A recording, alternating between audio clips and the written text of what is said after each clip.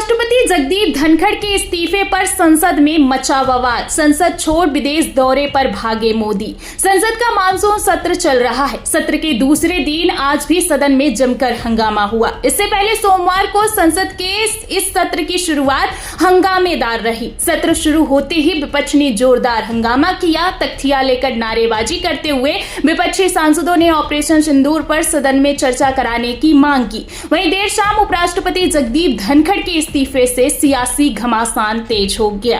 आपको बता दें कि उपराष्ट्रपति जगदीप धनखड़ के इस्तीफे पर कांग्रेस नेता प्रमोद तिवारी ने कहा कि ये चौंकाने वाला है। मैं उनसे आग्रह करूंगा कि वह पुनः विचार करें। वह संसदीय ज्ञान के धनी थे और किसानों की आवाज उठाने वाले थे। ये संसदीय इतिहास का काला दिन है जब एक उपराष्ट्रपति अपना कार्यकाल पूरा नहीं कर पा रहे हैं। उपराष्ट्रपति जगदीप धनखड़ के इस्तीफे पर कांग्रेस सांसद सुखदेव भगत ने एजेंसी से कहा कि हम ईश्वर से उनके अच्छे स्वास्थ्य और लंबी आयु की प्रार्थना करते हैं। राजनीति में सब कुछ सामान्य लगता है, लेकिन ऐसा नहीं है। अगर स्वास्थ्य के आधार पर इस्तीफा देना होता तो मुझे लगता है कि वह सत्र से पहले भी ऐसा कर सकते थे। कल उन्होंने अचानक इस्तीफा दे दिया, यह अप्रत्याशित था।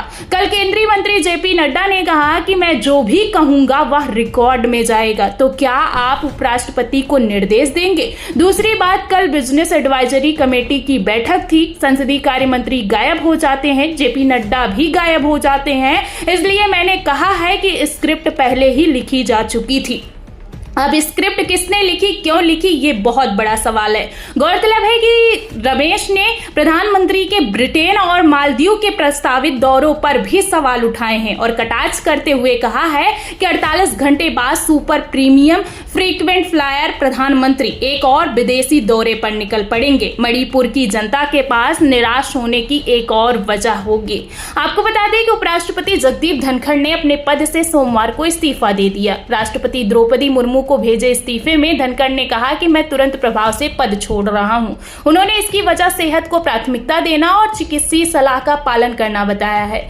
जबकि उपराष्ट्रपति जगदीप धनखड़ का कार्यकाल अगस्त 2027 तक था। संसद का यह मानसून सत्र सरकार के लिए आसान नहीं रहने वाला है। विपक्ष पूरी तैयारी के साथ सरकार को कटघरे में खड़ा करने के लिए कमर कस चुका है। अब देखना होगा कि इन सवालों के जवाब में सरकार क्या रुख अपनाती है। फिलहाल इस पूरी खबर पर आप सभी का क्या कहना है, कमेंट में अपनी राय जरूर दें।